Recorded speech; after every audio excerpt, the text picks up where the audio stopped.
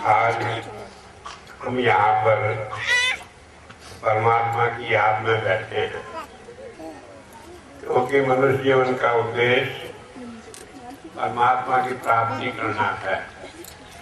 अगर हमने दुनिया में सब कुछ प्राप्त कर लिया और परमात्मा की प्राप्ति नहीं की तो सारा जीवन व्यर्थ चला गया। अरब खरब लो द्रव्य हो, उदय अस्लो राज, बिन भक्ति भगवान के सभी नरक के साथ। कि हमारे पास अरबों रुपया हो जाए, सारी दुनिया का राज हमारा हो जाए, लेकिन हमने परमात्मा की भक्ति नहीं की तो नरकों में जाना पड़ेगा, उसे छुड़ाने वाला कोई नहीं है। इसी तरह ईसाइयों के यहाँ भी बाइबल में कहा है, What does it profit a man if he gains the possessions of the whole world and loses his own self? कि उस आदमी का क्या फायदा जिसने सारी दुनिया की चीजें तो प्राप्त कर ली और अपने आप को जाना नहीं, तो उसने कुछ नहीं किया, उसने सारी जिंदगी बेकार कर दी। तो बात तो सब धर्मों में कही गई है और हर एक धर्म में बताया है कि मनुष्य जीवन का उद्देश्य परमात्मा की प्राप्ति करना है। लेकिन हम व्यवहार में देखते हैं कि सब धर्म अपनी अलग अलग बात करते हैं, अलग अलग राग, अलग अलग ढपली, जो मना है सो बताता है। कोई कहे कि परमात्मा क्या है कि वो तो गोपियों के साथ आचरण लीला करता है, कोई कुछ कहता है, कोई कुछ कहता है। और ऐसा ही नहीं बल्कि पढ़े लिखे विद्वान आदमियों में भी बड़ा भेद है। मुझे याद है घटना, एक बार संत तुलसीदास जी मथुरा गए, भगवान कृष्ण के मंदिर में गए, देखकर हाथ जोड़कर कहने लगे, क्या कौन छवि आपकी, भले बने हो नाथ, तुलसी मस्तक कर नवे धनुष बाण लगा। कहने के मैं आपकी छवि देखकर मोहित हो गया, लेकिन मैं आपको ये बता दूं कि मुझे इससे कोई खुशी नहीं हुई। कारण यह है कि आप ये बांसुरी अलग रख के धनुष बाण लो तब मैं आपको मानूंगा। तो कहने का मतलब ये है कि सारा कुछ होते हुए भी लोग छोटी छोटी बातों से धर्म के रास्ते में उल्टी उल्टी बातें सोचने लगते हैं। जब आदमी परमात्मा की भक्ति कर लेता है तो ये फर्क क्यों मालूम पड़ता है? तो इसके लिए मैं आपको एक छोटी सी बात बताऊंगा। एक हाथी चला जा रहा था, तो उसके ऊपर महावत बैठा हुआ हाथी को चला रहा था। सड़क पर 3-4 आदमी खड़े थे। महावत ने कहा, हट जाओ भाई, हाथी आ रहा है। वो लोग कहने लगे, हाथी कैसा होता है, हम तो अंधे हैं, हमने तो हाथी देखा नहीं, आज हमें भी दिखा दो। महावत उनसे नीचे उतरा और हाथी को उनके पास खड़ा करके कहने लगे, ये हाथी तुम्हारे सामने खड़ा है, देख लो। अब जानते अंधे आदमी कैसे देखते हैं। उन्होंने छुआ हाथी को और चारों ने अच्छी तरह से देख कर कहने लगे, हमने देख लिया हाथी, तुम ले जाओ। कहने लगे, भाई देख लिया तो बताओ कैसा है हाथी। एक आदमी कहने लगा, ये तो बड़ा सा खंबा है, जैसे पिलर होता है बरामदे का ऊपर से नीचे तक, ऐसे बरामदे का पाए की तरह है। दूसरा आदमी कहने लगा, तुम अंधे हो और झूठे भी हो। अरे ये तो ऐसा है जैसे 2 विधान दृष्टि हो, क्योंकि उसने हाथी की पूंछ छुई हुई थी। तीसरा आदमी कहने लगा, तुम दोनों ही झूठ बोल रहे हो। इसका तो ऐसा है, एक तरफ से बड़ा मोटा है और एक तरफ से मुंह पतला होता चला गया। उसने सूंड हाथी की छुई हुई थी। वे तीनों लगे रहे थे, तब तक चौथा आदमी कहने लगा, अरे तुमने क्या देख लिया, ये तो एक बहुत बड़ी चीज है, इसके ऊपर तो बिस्तर में जाकर सो जाओ, इतनी बड़ी चीज है। तो चारों आपस में लड़ने लगे। तो जब ये देखा तो महावत कहने लगे, क्यों लड़ते हो भाई? कहने लगे, ये सारे आदमी मेरे साथ वाले झूठे हैं, मैंने हाथी को देखा है, ऐसा है, लेकिन बता रहे हैं दूसरी तरीके। जब ये बात हुई तो महावत कहने लगा, तुम लड़ो मत, तुम सब आदमी सही हो, कहने के सही होते तो सबकी बात एक होती, अलग अलग क्यों है। जब उन्होंने कहा कि तुमने सबने हाथी नहीं देखा, हाथी के अंग देखे हैं, जब हाथी देख लोगे तब ये भेद मिट जाएगा। वही हालत हमारी, हम धर्मों में लड़ते रहते हैं आपस में, ये ऐसा है ये ऐसा है, क्योंकि हमने देखा नहीं, सुनी सुनाई बातें करते हैं। तो इसलिए क्या करते हैं, जब संत आते हैं वो हमें इन सारे झंझटों से निकाल कर कहते हैं तुरंत मिलावे राम से उन्हें मिले जो कोई। जो उनके पास आते हैं उन्हें बिठाते हैं और इस दुनिया से उलट कर अंदर ले जाते हैं और परमात्मा को दर्शन कराकर कह देते हैं परमात्मा तुम्हारे अंदर है, तुम्हें कहीं भटकने की जरूरत नहीं। हम भटकते क्यों हैं? क्योंकि हम तो दुनिया में फंसे पड़े हैं। हमें कहे ध्यान करो, परमात्मा की याद करो, आंख बंद करके बैठते हैं तो तैसे हमारा ध्यान जो है इधर उधर दुनिया में चला जाता है और हम बैठ नहीं पाते, बेचैन होकर उठ जाते हैं। मुझे याद है घटना, एक बार 4 पंडे थे मथुरा में, कहने लगे भाई कल छुट्टी है, चलो वहाँ आगरा घुमाए और कर ऐसे करें एक नाव ले ले किराए पर, उस नाव में बैठकर क्या ठीक नहीं है क्या? हाँ शांति सुनते हैं। तो उस नाव में बैठकर चले जाएंगे और रात भर नाव चलाकर आगरा पहुंच जाएंगे। दिन में सारे दिन आगरा घूमेंगे और रात को फिर नाव से वापस आ जाएंगे मथुरा। तय कर लिया उन्होंने, लेकिन उन्होंने क्या करी, तैयारी करी तो मथुरा में लोग जो है वो भांग ज़्यादा खाते हैं। तो उन्होंने पंडितों ने सारों ने भांग घोट ली। कहने का बड़ा मेहनत का काम है, सारी रात नाव चलानी पड़ेगी, तो कुछ घोट ली पी ली और कुछ नाव में रख ली। और जैसे वे बैठे जाके नाव में तो चारों ने खूब भांग पी ली और उनमें से 2 आदमी कहने लगेगा अच्छा भाई हम तो सोते हैं तुम नाव चलाओ और जब थक जाओगे तो हमें उठा लेना, हम चलाएंगे फिर तुम चलाना, इस तरह से नंबरवार चलाते रहना।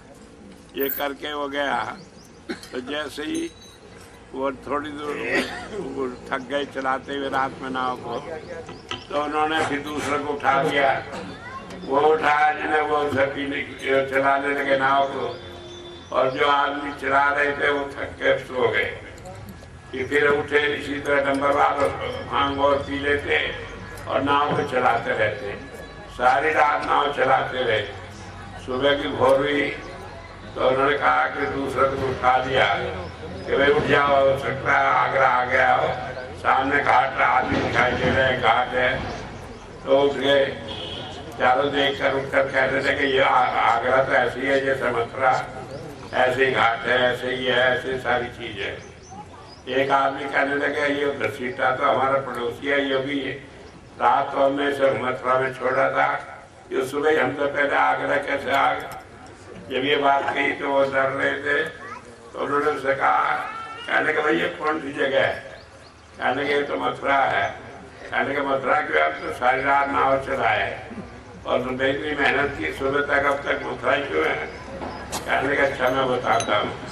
उन्होंने कहा तुम सब लोग आके नाव में बैठे थे चलाने के लिए, ये नाव का रस्सा खूंटे से बंधा हुआ था, तुमने किसी ने उसे खोदा कि नहीं? कहने के खोदा तो नहीं। कहने के फिर नाव कहाँ से चलती? सारी रात मेहनत भी की, पानी में छप भी करते रहे, लेकिन नाव चली नहीं क्योंकि खूंटे से बंधी थी।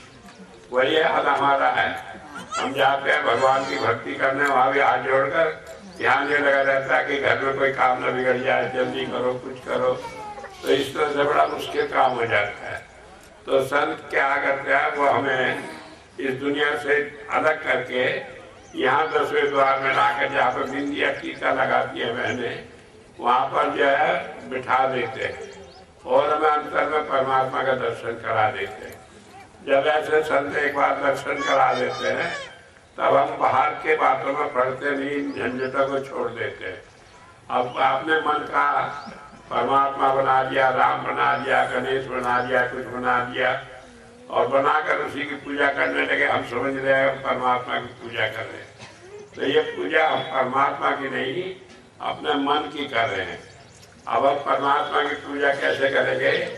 या कोई प्रभु प्राप्ति योगी मिल जाए, कोई ऐसा संत मिल जाए जिसने परमात्मा को देखा हो, वही हमें दिखा सकता है। महाराज जी कहा करते थे कि अंधा अंधे को रास्ता बताएगा तो दोनों खड्ड में गिरेंगे। तो इसी तरह से अगर हम परमात्मा की प्राप्ति करना चाहते हैं तो हमें किसी संत की शरण में जाना पड़ेगा। मनुष्य जीवन का इसीलिए उद्देश्य बताया है, प्राप्त करना है परमात्मा को, और ये हम प्राप्त कर सकते हैं किसी संत की मदद से। क्यों कर सकते हैं? क्योंकि उसने परमात्मा को देखा है तो वो हमें दिखा सकता है। जिसने देखा नहीं वो क्या दिखाएगा? आज सब लोग महात्मा बने फिर रहे हैं, तरह तरह के ढोंग करते हैं, तरह तरह के नाटक करते हैं, लेकिन परमात्मा के नाम पर सब खो रहे हैं। जब मैं शुरू में महाराज जी के आदेश से काम शुरू किया तो एक बार एक महात्मा मिले, मैं उनसे कहने लगा, मैं एक बात बताओ भाई, महात्मा बनने के लिए क्या है सिर मुंडाना, कपड़े गेरुआ कपड़े पहनना जरूरी है? तो कहने लगे जी अब तो हमारा आप एक ही मत के हो गए, तो सच्ची बात बता दे। मैं कहा बताओ सच्ची बात क्या है? कहने लगे सिर मुंडाए 3 गुण, मिर्जा से की खाद, खाने को हलवा मिले तो क्या हमारा। ये सच्चाई तो यह है कि दिखावा है, खाली ढोंग है और कुछ नहीं है। सिर मुड़ाओ या न मुड़ाओ, कोई से कपड़े पहने, इससे कोई परमात्मा की पहचान नहीं है इसने पा लिया। परमात्मा तो हमारे अंदर है। जब हम बाहर से हट जाएंगे, अंदर में जाएंगे, तब हम उसे प्राप्त करेंगे। उसे हमें कोई संत प्राप्त करा सकता है। सवाल है ऐसे संत को हम कहाँ ढूंढने जाए, कहाँ वो हमें मिलेगा? तो पहली बात तो बताइए है कि संत की कोई बाहरी पहचान नहीं होती। आप कह लेंगे उसके माथे तिल होता है, उसके हाथ में ये होता है, चक्र होता है, वो होता है, दुनिया भर की बातें, ये सब बनावट है, ऐसा कुछ नहीं होता। संत जो है वो हमें बिठाकर हमारे को अंदर जोड़ देता है, परमात्मा के साथ दुनिया से हटा देता है, ये उसकी विशेषता है। दूसरी बात यह है वो हमें बिठाकर जब अंदर ले जाता है तो कभी साहब ने कहा पर्दा दूर करे आंखन का, निज दर्शन दिखलावे, साधो सो सतगुरु में भावे। कि हम आंख बंद करते हैं तो अंधेरा हो जाता है, तो वही अंधेरे को दूर करके अपना दर्शन हमें दिखाता है, अंतर में दर्शन कराता है, तब हमें विश्वास बढ़ता है, तब हम जानते हैं कि हाँ ये संत है। एक बार 1993 में अमेरिका गया है, तो वहाँ न्यूयॉर्क शहर में एक आश्रम था, एक हिंदुस्तानी थे पंडित जी, वो यहाँ पर उनका काम धंधा कुछ चलता नहीं था तो अमेरिका चले गए। वहाँ जाकर उन्होंने लोगों को ढोंग बना कर, कपड़े पहना कर, मंत्र जपते देकर अनुचेले बना दिया, बहुत सारे हो गए। तो हमारा किसी आदमी को पता लगा, उसने कहा स्वामी जी आ रहे हैं, आप यहाँ प्रोग्राम रख लें। उसने कहा बड़ा अच्छा है, रख लो, कुछ कह जाएंगे तो मेरा भी असर पड़ेगा लोगों पर। तो जब गए तो मैंने कहा जब तक आप अपने अंतर में परमात्मा को नहीं देखते तब तक काम नहीं चलता। और परमात्मा के देखने की विधि जो है वो ऐसे ही होता है जैसे जीते जी मरना। क्योंकि गुरु नानक देव जी महाराज ने कहा जीवत मरे मरे पुनि जीवे, नानक ऐसा जो कमाए। जो जीते जी मर सकता हो, मरकर तुरंत जिंदा हो सकता हो, उसे संत कहा है, उसे योगी कहा। तो इसीलिए संत महात्माओं ने हमेशा यही बात कही है। संत अगस्तीन उसने कहा आई डाई डेली, मैं तो रोज मरता हूँ और रोज इस शरीर से ऊपर जाता हूँ और रोज फिर अपनी मर्जी से नीचे आ जाता हूँ। मैं तो कोई मरने से मुझे कोई डर नहीं। और दूसरे संत ने कहा जिस मरने से जग डरे मेरे मन आनंद, कब पाऊँ कब मरूँ कब पाऊँ पूर्ण परमानंद। कहने लगे जब मैं मरूंगा जाकर परमात्मा में लीन हो जाऊंगा, मुझे डर नहीं लगता। और वो हमें यही विद्या सिखाता है। जब संत हमें विद्या सिखाता है, शरीर से ऊपर आते हैं तो हमारा एक डर निकल जाता है, फिर हमें मरने से डर नहीं लगता। आगे गुरु हमारे साथ हो जाता है। बुजुर्ग कहा करते थे कि अगर किसी संत की दया में देखनी हो तो किसी सत्संगी के आखिरी समय पे देखो। जब उसकी मौत आती है तो खुशी से कहता है कि हाँ मेरा गुरु आ गया, और मुझे ले जा रहा, मैं जा रहा हूँ और वो खुशी खुशी हंसते हुए शरीर छोड़ देता है। दुनिया मरने के नाम से डरती है और इसलिए डरती है कि परेशान हो जाती है, लेकिन संत जो है उस काम को रोज करता है और हमें सिखाता है, और मौत के समय वो सिख के सामने प्रकट होकर उसे ले जाता है। तो ऐसा संत हमें जब मिल जाता है तब हमारा काम बनता है। अब ऐसा संत हमें कहाँ मिलेगा, कैसे मिलेगा, इसके लिए एक ही बात बताइए कि अगर हम सोचे हम संत को ढूंढने, तो ये हमारे हाथ की बात नहीं है। कैसे मिलेगा? कहा रामचरितमानस में, अब मोह भाव भरोसा सन्मता बिन हरि कृपा मिले नहीं सकता। क्या मुझे पूरा भरोसा है कि बिना हरि की कृपा के, बिना परमात्मा की दया के संत मिलता नहीं, क्योंकि जब तक हमारे पुराने कर्म, पिछले कर्म अच्छे नहीं हो जाते, इतने अच्छे नहीं हो जाते कि हमें परमात्मा संत से मिलाए, तब तक हमें ये कर्म अच्छा न होने के कारण गुरु नहीं मिलता। हमारे जितने कर्म होते हैं वो इकट्ठे होते रहते हैं, जब पाप कर्म होते हैं उन्हें भोगते रहते हैं, खत्म होते रहते हैं। जब पाप और पुण्य कर्म बराबर हो जाते हैं तब हमें मनुष्य का जीवन मिलता है, और इसमें संत का दर्शन होकर हमें आगे रास्ता मिलता है। उसके बताए हुए रास्ते पर हम चलते हैं तो पाप खत्म होते जाते हैं और हम परमात्मा में चले जाए तो मिल जाते हैं, हमें फिर जन्म मरण में आना नहीं पड़ता, और इस तरह से हमेशा के लिए हमें मोक्ष प्राप्त हो जाता है। जिसे हम कहते हैं हमें छुटकारा मिल जाता है, निर्वाण मिल जाता है, फिर हमें दुनिया में आना नहीं पड़ता। और ये काम संत इतनी आसानी से कराते हैं कि जिसका हम अनुमान भी नहीं लगाते। जब हम उनके पास जाते हैं तो हमें नाम दान देते हैं। नाम का परमात्मा के रूप को हमारे अंदर दिखाते हैं, और उसे देख लेने से हमारा मन वहाँ रुक जाता है, फिर उधर भटकता नहीं। फिर हम दुनिया में जिसके देखो उसी की पूजा करते फिरते हैं, ये सब छूट जाती है। कहा जब वो रस आवे तो ये रस न भावे। जब वो अंतर का आनंद आता है तो बाहर की चीज़ों में हमारा मन लगता नहीं, फिर ये सब बाहर के ढोंग ढकोसले, ये बाहरी पूजा जो है सब छूट जाती है, और हम हर घड़ी परमात्मा के ध्यान में लगे रहते हैं। इसी के लिए कहा मीरा भाई ने, मैंने राम रतन धन पाया, कि राम का जो धन है वो मैंने पा लिया है। वस्तु अमोलक दी सदगुरु ने, गुरु ने मुझे वस्तु अमोलक दे दी कि जिसका कोई मोल नहीं, जिसका कोई अंदाजा नहीं। लेकिन ये मिलती कैसे है? जब हम श्रद्धा भाव से गुरु के पास जाए मिलती है। मैं उदाहरण है, और एक व्यक्ति गुरु जी के पास गया और जाके कहने लगा कि कैसे हम नाम दें, तो उन्होंने बता दिया, बड़ा आनंद मिला, वो चलते रही।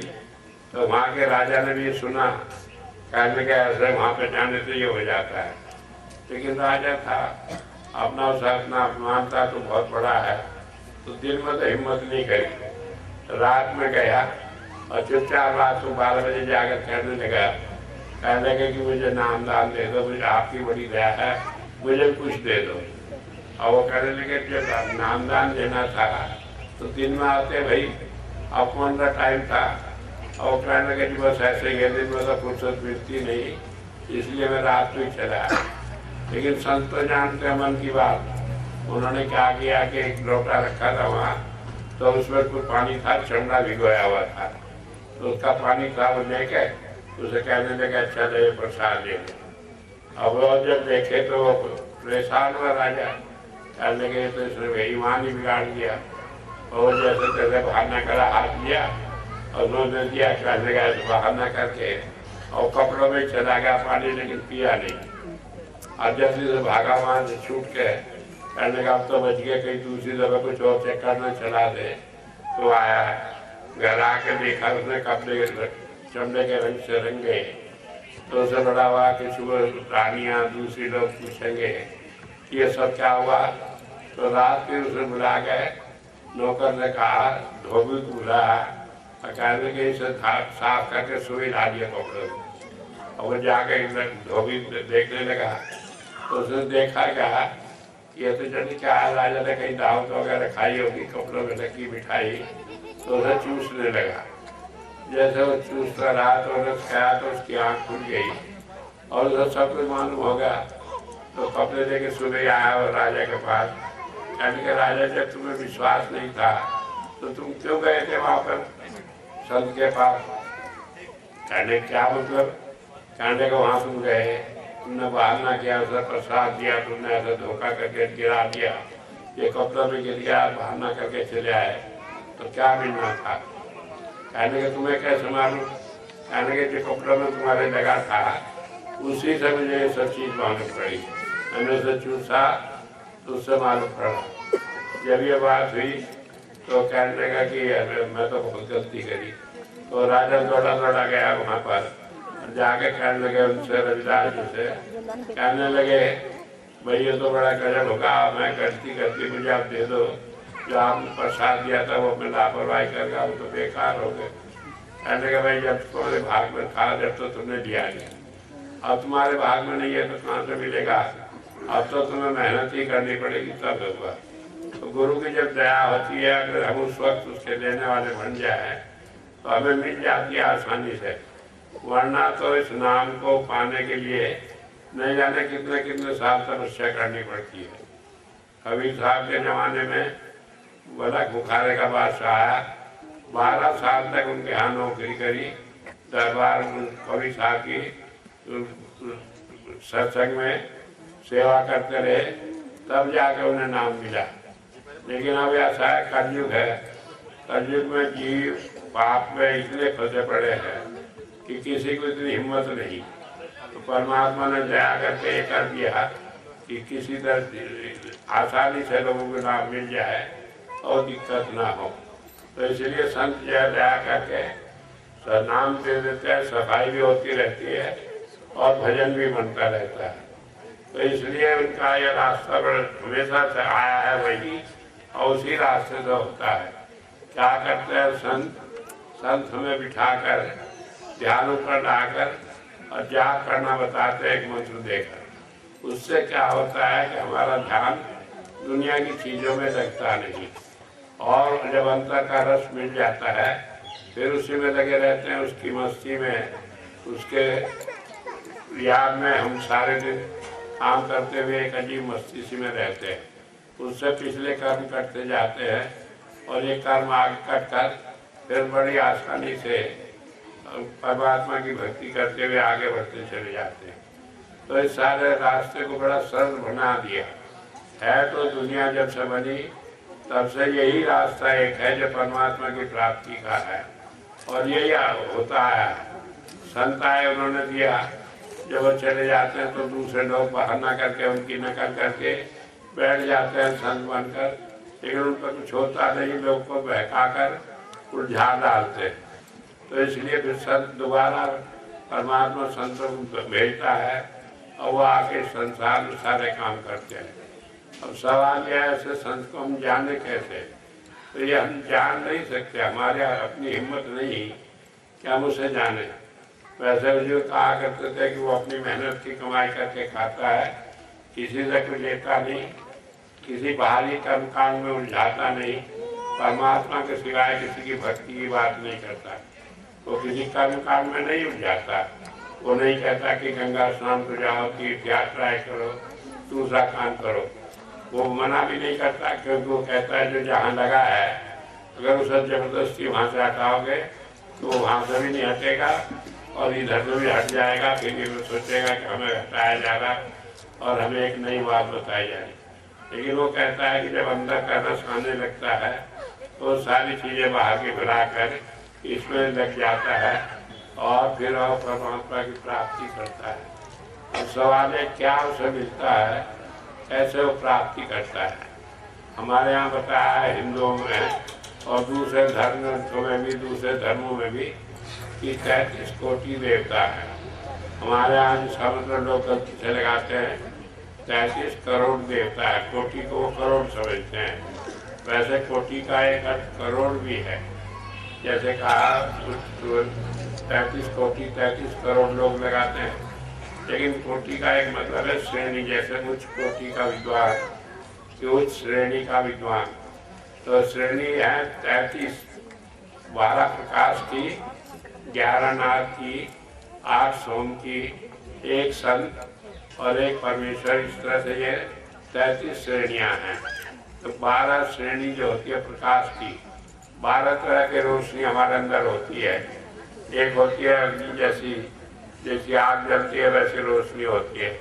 एक होती है उषा जैसी, जैसे सुबह को सूर्य निकलता है तो स्वच्छ लाली होती है, स्वच्छ होती है। एक हिरण्य जैसी, जो सोना होता है, स्वर्णिम रोशनी होती है, ऐसा होता है। एक प्रकाश ऐसा नीला, जैसा आसमान हो ऐसा होता है। एक ऐसा होता है सूरज जैसा तेज धूप। और इस तरह से कुल मिलाकर 12 तरह के प्रकाश होते हैं। इनसे हमारे मन के ऊपर जो जन्म जन्मांतर की मैल चढ़ी पड़ी, जो हमारे पिछले जन्मों में आँख के द्वारा जो संस्कार हमारे अंदर गए, वो सारे संस्कार निमट जाते हैं। महाराज जी बताया करते थे कि जितने संस्कार हमारे अंदर हैं,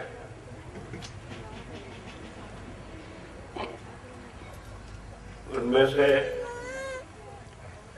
81 से 85% संस्कार आँख के द्वारा हमारे अंदर जाते हैं। तो जितने संस्कार हैं अरबों सालों के, इनमें से 85% संस्कार ये अंदर की रोशनी से मिट जाते हैं। बाकी जो है, जो कान के द्वारा संस्कार जाते हैं, जैसे गाना सुनने से या और चीज़ों से या और बातें सुनने से, वो जो है वो नाद से वो समाप्त हो जाते हैं। और जो हमारा अंदर गहरे में जो संस्कार बैठ गए हैं, वो सोम से समाप्त होते हैं। और इन तीनों तरह के संस्कार को संत जो है, जिसके अंदर ये सारी चीज समाये हैं, वो अपने वचन से, अपनी दया में से रास्ता बताकर, भजन कराकर ये निपटा देता है। वैसे तो भजन से बड़ा मुश्किल है, क्योंकि इतने सालों की संस्कार, लेकिन संत एक ऐसा तरीका बता देता है कि जिससे ये संस्कार भस्म हो जाते हैं। जैसे मान लीजिए एक चना है, आपने उसे खेत में बो दिया, तो उसके बाद पौधा होगा, उसमें 15-20 दाने निकल आएंगे। लेकिन अगर आप उसे आखाड़ में बनाकर और उसे जमीन में डाल दे तो नष्ट हो जाता है, फिर से नहीं होता कुछ भी।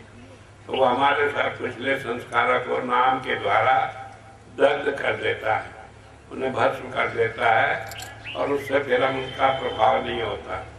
और इस तरह से धीरे धीरे करके हमें संभाल करता हुआ ले जाता है। हमारे जो कर्म है वो भुगताता है और सहारा दिए रखता है। अभी साहब ने कहा, गुरु कुम्हार श्री कुंभ है, गड़ गड़ का देखो, अंदर हाथ उभारता बाहर देता चोर। जैसे कुम्हार है वो घड़ा बनाता है, तो घड़े को बनाकर अंदर उसमें हाथ लगाकर बाहर खप्सी से पीट कर गोल करता रहता है, जहाँ उसमें कमी हो वो ठीक करता है। लेकिन न तो खोट छोड़ता है और न टूटने देता है घड़े को। ठीक इसी तरह संत सहारा देकर हमारे कर्मों को भुगता भी लेता है और सहारा भी दिए रखता है। आदमी सोचता तो हमने गुरु जी कर लिए, अब हमें कर्म नहीं भुगतने पड़ेंगे। कर्म तो भुगतने पड़ेंगे, लेकिन वो सहारा दिए रखेगा, वो सुई का सूर की सुई कर देगा, उसे बहुत छोटा करके भुगतवा देगा। जो हमें जन्म जन्मांतर तक भोगने पड़ते, उन्हें स्वप्नों में दूसरे तरीके से, आसान तरीके से भुगता देगा। और सबसे बड़ी बात है, वो सहारा दिए रखता है, तो हमें सहारा होता है। और कहेंगे गुरु जी कैसे सहारा देंगे, आज नाम दिए, कभी तो हम 20-20, 30-30 साल तक भी मिलते नहीं, तो इससे कोई फर्क नहीं पड़ता। क्योंकि कहा, गुरु बसे बनारसी, सिख शास्त्रम दर्शी, एक पल कभी न बिछड़े जो गुण हो शरीर। इससे कहीं हो गुरु कहीं हो, एक बार जब जुड़ जाता है तो कहीं भी हो तो गुरु उसकी हर घड़ी संभाल करता है। उसे फिर यानी हम कहेंगे तभी वो जानेगा, वो हमारी सारी बातें जानता है और सारे तरीके लगाकर जैसे हो वैसे हमें इन सारे कर्मों से छुटकारा देता है। तो हमें गुरु की इसलिए आवश्यकता है कि इन जन्म जन्मांतर के कर्मों से छुटकारा पाने, जीवन में दुखों से छुटकारा हो जाए और मरने के बाद मोक्ष मिल जाए, हमें बार बार संसार में आना जाना न पड़े।